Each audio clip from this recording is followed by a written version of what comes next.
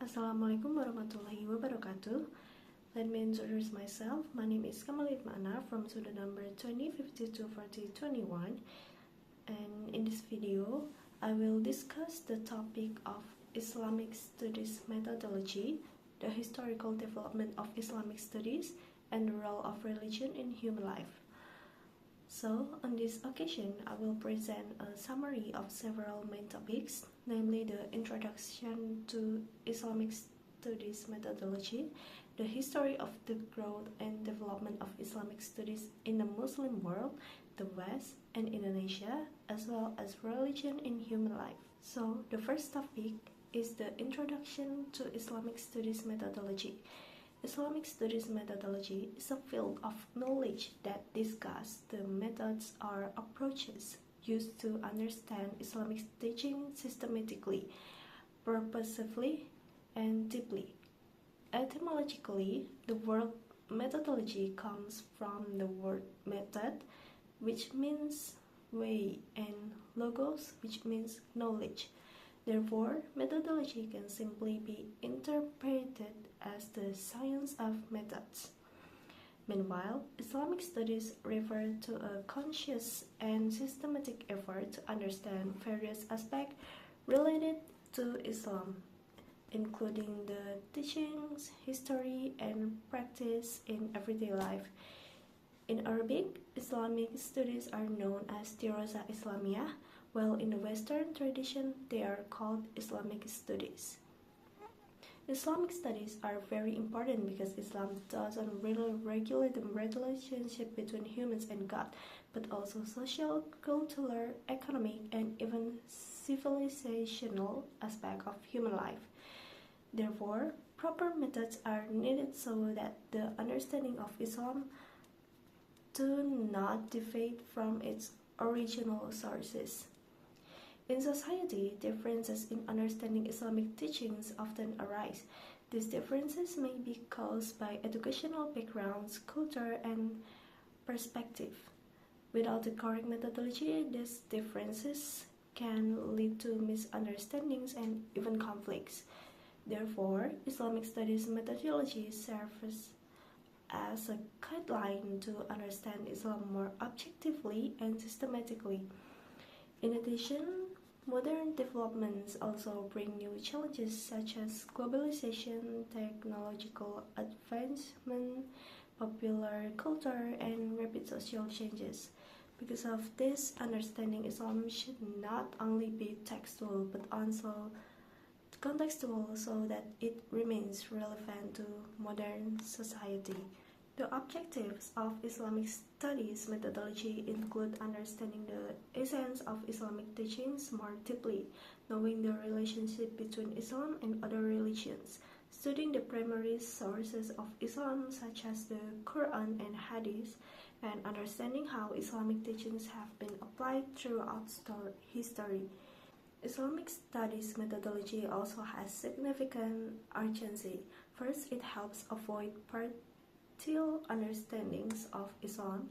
Second, it places Islam within the context of modernity so that it can answer contemporary challenges. Third, it corrects misunderstandings about Islam that often appear in society. Fourth, it develops knowledge through interdisciplinary approaches such as sociology, anthropology, and psychology. And finally, it strengthens tolerance and harmony among people. The significance of Islamic studies methodology can also be seen in its role as a foundation for understanding Islam scientifically, connecting religious texts with social realities, serving as a critical analytical tool, supporting academic research, and helping provide solutions to problems faced by Muslim communities. In Islamic studies, there are two main scopes of study, namely normative and non-normative studies. Normative studies view Islam as defined teachings revealed by God and therefore must be believed as truth. Meanwhile, non-normative studies view Islam as a social, cultural, and historical phenomenon that can be studied scientifically. And then the next topic is the history of the growth and development of Islamic studies. In the Muslim world, the development of Islamic studies began during the Golden Age of Islam. During this period, many famous Muslim scholars emerged, such as Al-Khawarizmi, Ibn Sina, Al-Binuri, and Ibn Rus. They made major contributions in mathematics, medicine, philosophy, and astronomy, and other fields of knowledge. The development of Islamic studies was also supported by the emergence of various Islamic educational centers. Some well-known institutions were the Nizamiyah Madrasah in Baghdad, Al-Azhar University in Cairo, the University of Cordova in Spain, and Qarawiyyin University in Morocco. The Nizamiyah Madrasa was known as one of the largest centers of Islamic education of its time and was once the teaching place of Imam al-Ghazali. Al-Azhar University in Egypt also became one of the oldest and most influential Islamic universities in the world until today. Meanwhile, the University of Cordova in Andalusia became a center of knowledge in Europe during the period of Islamic rule in Spain. Initially, Islam did not separate religious science from general science. However, over time, a separation occurred between the two. As a result, some people began to consider general science less important than religious science. In the West, Islamic studies developed through Orientalism. At first, Western countries studied Islam for political and colonial interests. They sent scholars to study Eastern societies, including Islam. Some famous Orientalist figures were Snook Harich and Ignace Goldziher. The approaches used in Western Islamic studies include philological, historical, and sociological approaches. The philological approaches focus on studying Arabic texts such as the Quran and Hadith. The historical approach studied the historical development of Islam, and then the sociological approaches analyze Islam as a social force in society.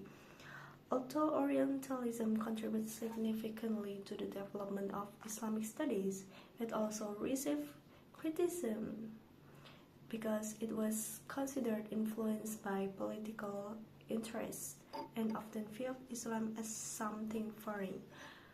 However, nowadays many Western scholars study Islam more objectively and appreciate Muslim perspective.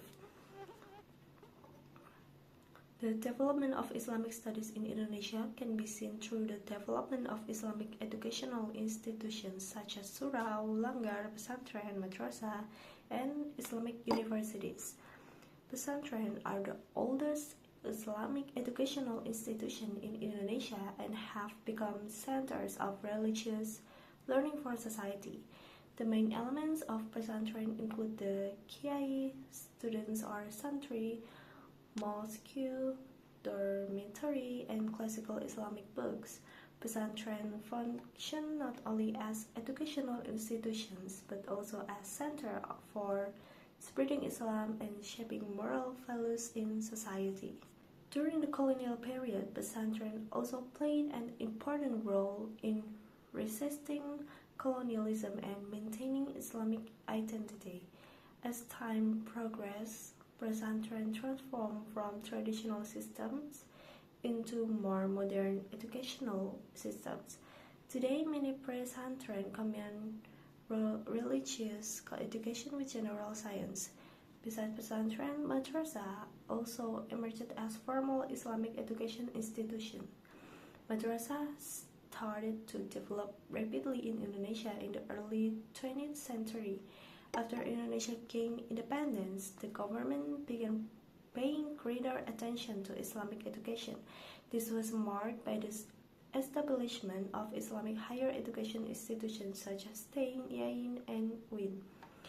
The transformation of Iain into Uin became an important milestone in the development of Islamic studies in Indonesia. Uin do not only teach religious sciences, but also general science such as economics, medicine, technology, and science. The transformation aims to make Islamic education more relevant to modern society and produce graduates who are competent in various fields. The methods of Islamic studies in Indonesia are also developing. There are 4 main methods used in Islamic studies. The first is the Bayani method, a textual approach focusing on Quran and Hadith. The second is Burhani method, a rational and logical approach. The third is the Tajribi method, an empirical and scientific approach. The fourth is the Irfani method, a spiritual and intuitive approach often used in Sufism.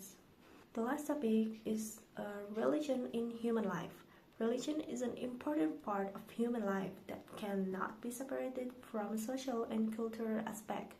Religion functions not only as a belief system, but also as a guideline that regulates human behavior, attitudes, and ways of thinking. According to Clifford Geertz, religion is a system of symbols that shapes human meaning and worldview. Religion has several important functions. First is the spiritual function. Religion helps people get closer to God and achieve inner peace through worship and prayer. Second is the moral function. Religion teaches values such as honesty, responsibility, compassion, and justice. Third is the social function. Religion strengthens relationships among people through religions and social activities. Fourth is the psychological function. Religion provides mental strength and hope when people face problems and difficulties in life. In everyday life, religion plays an important role in family, education, society, and decision making. Within the family, religion becomes the foundation for shaping children's character and morals. In education, religion helps form good personalities. In society, religion creates social solidarity and harmony. However, in a modern era, religion also faces various challenges such as globalization, secularization, technological development, and moral crisis.